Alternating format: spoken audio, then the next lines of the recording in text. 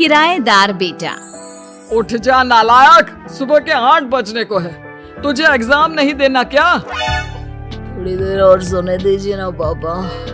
तू उठता या फिर मैं तेरे ऊपर पानी फेंकूं? रोज गधों की तरह सोता रहता है, पेपर की कोई टेंशन ही नहीं है। और एक हमारा समय था जब हम पेपर में फेल होने के डर से रात भर पढ़ा करते थे, सो ही नहीं पाते थे। तो क्या अब आप उसका बदला मुझसे लेंगे?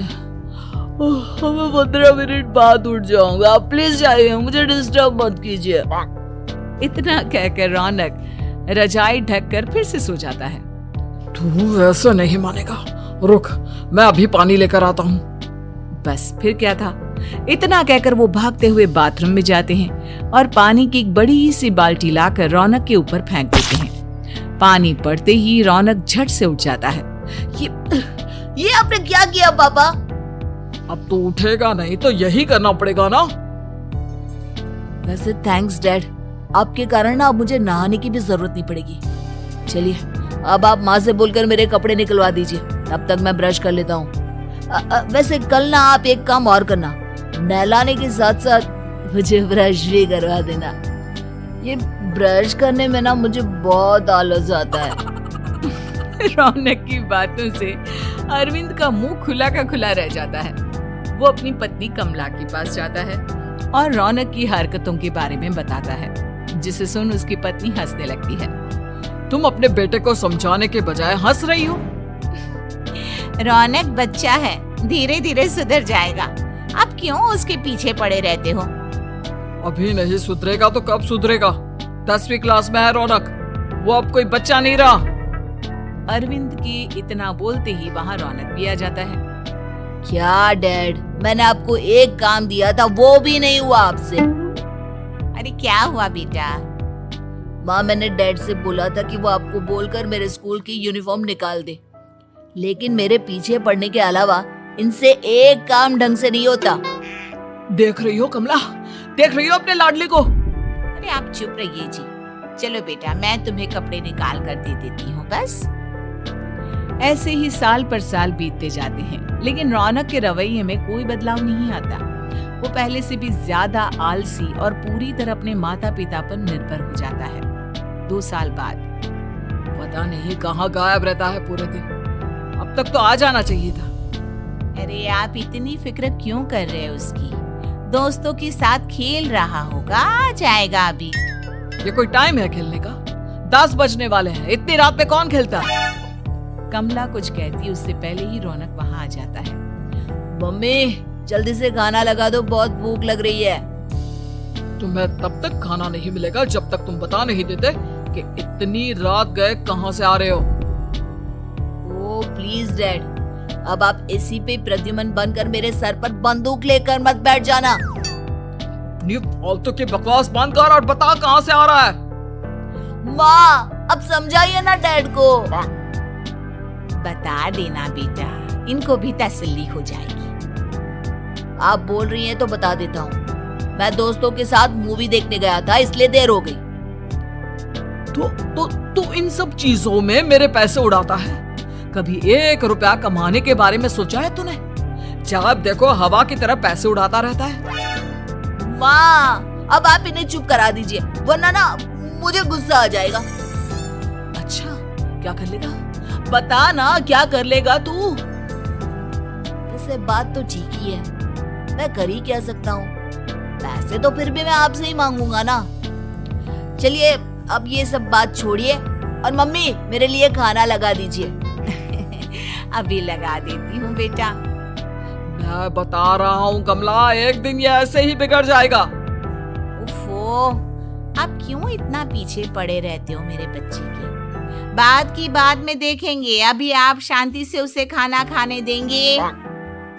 अगले दिन डैडी मुझे 10,000 रुपए चाहिए। हाँ? अब इतने पैसे क्यों चाहिए तुझे? डैड आप बिना सवाल किए कभी पैसे नहीं दे सकते क्या? जब तक तू बताएगा नहीं तुझे पैसे भी नहीं मिलेंगे। अरे अब आप अपने बेटे को पैसे भी नहीं दे सकते? नालायक, तेरी उम्र के लोग नौकरी करते हैं और एक तू है जो नौकरी करने का नाम ही नहीं लेता कभी। आप लोगों के होते हुए भला मैं नौकरी क्यों करूं? अरे हम कब तक पैसे देंगे तुझे? तुझे भी तो अपने पैरों पर खड़ा होना होगा ना। कौन सा उधार के पैरों पर खड़ा हूँ? अपने ही तो पैरों पर खड़ा हूँ मैं। इसी तरह रौनक दिन प्रतिदिन लापरवाह होता जाता है। उसकी लापरवाही को देखते हुए अरविंद और कमला अपने बेटे की शादी कराने का फैसला लेते हैं और 1 महीने के अंदर अंदर ही रौनक की शादी मेघा नाम की लड़की से करा देते हैं। शादी के कुछ दिन बाद, रौनक मुझे एक अच्छी सी साड़ी चाहिए, आप ला दोगे ना? हाँ क्यों नहीं। कितने तक की आती है साड़ी? यही करीब 5,000 तक की। तुम चिंता मत करो, मैं आज ही डैडी से पैसे मांगकर तुम्हारे लिए साड़ी ले आऊंगा। आप कब तक ऐसे ही अपने पापा से पैसे मांगते रहेंगे? कोई अच्छी सी नौकरी क्यों नहीं कर लेते आप? अरे डैड के होते हुए मुझे नौकरी करने की जरूरत ही क्या है? पर आप ऐसे कब तक उनसे पैसे मांगते रहेंगे? कुछ आपको अपने दम पर भी तो करना होगा ना। अब तुम भी बाकी लोगों की तरह मुझे ज्ञान देना शुरू मत कर देना। साड़ी चाहिए ना तुम्हें, मिल जाएगी बस। इतना कहकर रौनक अपने पिता से पैसे मांगने चला जाता है। डैडी मुझे 5,000 रुपया चाहिए। अब 5,000 क्यों चाहिए तुझे? वो मेघा को साड़ी चाहिए थी। अरविंद आगे बिना कुछ कहे चुपचाप उसे पैसे निकाल कर दे देता है। कुछ दिन बाद, तुम्हें नहीं लगता कमला, रौनक हम पर पहले से भी ज्यादा डिपेंड हो गया है? मुझे तो अब उसकी भविष्य की चिंता होने लगी है। कल को हमें कुछ हो गया तो वो क्या करेगा? काश तुमने पहले ये सोच लिया होता तो आज हमारा बेटा इतना लापरवाह नहीं होता। तब मुझे कहाँ पता था कि मेरा लाड प्यार उसे इतना बिगाड़ देगा कि वो इस हद तक लापरवाह बन जाएगा। कोई बात नहीं, अभी भी देर नहीं हुई। मुझे पता है उसे कैसे सुधारा जा सकता है। कैसे?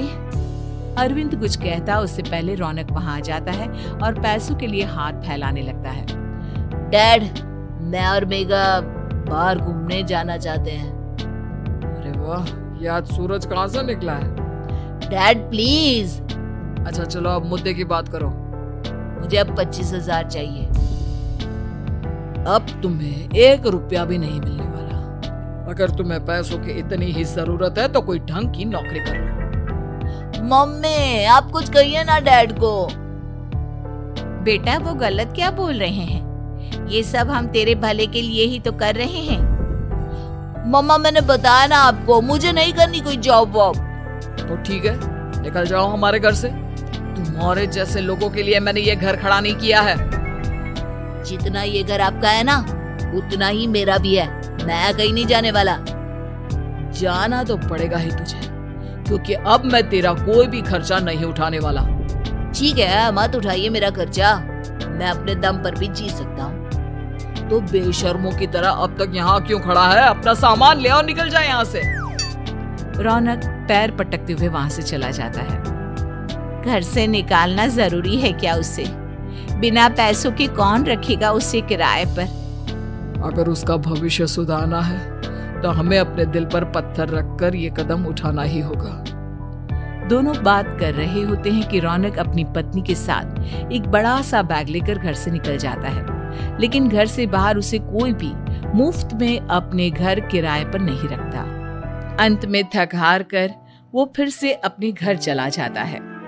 क्या हुआ? थोड़ी देर पहले तो दहाड़ते हुए घर से निकला था, अब क्या हुआ? नहीं रखा ना किसी ने तुझे किराए पर? डैड प्लीज, मैं कुछ दिनों में कोई अच्छी सी नौकरी शुरू कर दूंगा। आप तब तक तो हमें रख लीजिए प्लीज। सुबह से रात हो चुकी है लेकिन कोई हमें रखने को राजी नहीं है। अब आप ही बताइए, इतनी रात को मैं मेघा को लेकर कहाँ जाऊंगा? ठीक है, बहू की वजह से मैं तुझे घर पर रख रहा हूँ, लेकिन तू इस घर में एक बेटे की नहीं बल्कि एक किराएदार की हैसियत से रहेगा। 3 महीने है तेरे पास। इन 3 महीनों के अंदर अंदर मुझे तेरी पहली तनख्वाह हाथ में चाहिए, समझ गया? पक्का डैड, इन 3 महीनों के अंदर अंदर तो कोई बढ़िया सी नौकरी ढूंढ ही लूंगा मैं। ऐसे ही धीरे धीरे समय बीतने लगता है और अरविंद के दिए 3 महीनों में से 2 महीने बीत चुके होते हैं। पापा जी ने हमें 3 महीने दिए थे, जिसमें से 2 महीने तो बीत चुके हैं। अब ये आखिरी महीना बचा है। अरे तुम चिंता मत करो, आज मेरा ना 2 जगह इंटरव्यू है, दोनों में से कहीं ना कहीं तो जॉब लग ही जाएगी। अच्छा, ऑल द बेस्ट।